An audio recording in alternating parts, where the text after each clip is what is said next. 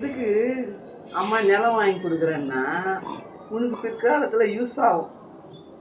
உனக்கும் லியாக்கு மண் வாங்கினாவும் பொண்ணு வாங்கினாவும் நல்லது. செடிகிட்ட பேசி காய்க்க வைடி குட்டி.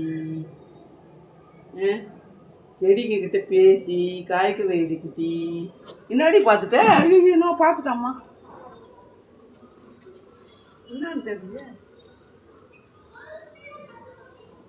ఇవన్నెல்லாம் தெரிஞ்சிக்குமா? ఈడ ఈలు జాస్తి వచ్చింది. అదే కాల్ వచ్చింది జాస్తి.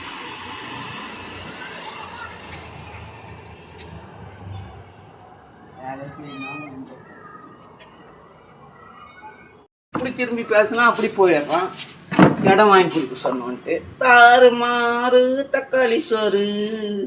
இந்த லிட்டி குட்டிக்கு என்ன சோறு, இவனுக்கு தயிர் சாதம். நாங்களான்ட்டு கொடுக்க மாட்டாங்க, வேறு கடையில் கொடுக்குறாங்க. இனி அந்த கடையில் தான் வாங்கணும். அப்படியா? ஆமாவா?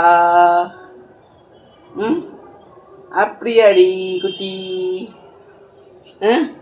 இப்படி போய் இப்படி வந்தா எங்கேருந்து நாங்கள் இது பண்ணுறது?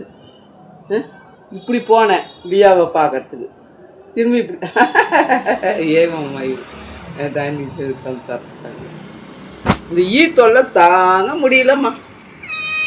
தொல்லை லிட்டிக்கு தாங்க முடியல. வாடிக்குட்டி லிட்டிக்கு தாங்க முடியல. அதனால தான் ஃபேனில் வரான்.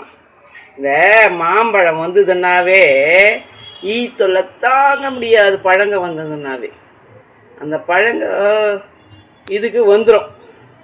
இப்போ பாரு, துணி துவைச்சிட்டு எல்லாம் கழுவி விட்டுனா இல்லையா, இங்கெல்லாம் உனக்கு சுத்தமாக இருக்கணும்ன்ட்டு அக்கா தொடச்சி விட்டுச்சு வீடெல்லாம். தொல்லை தாங்க முடியல. எறும்பு தொல்லை தாங்க முடியல, தொல்லை தாங்க முடியல, கொசு தொல்லை தாங்க முடியல. எப்படி மனுஷன் பிழைக்கிறது? உங்களை மாதிரி ஜீவராசிகள்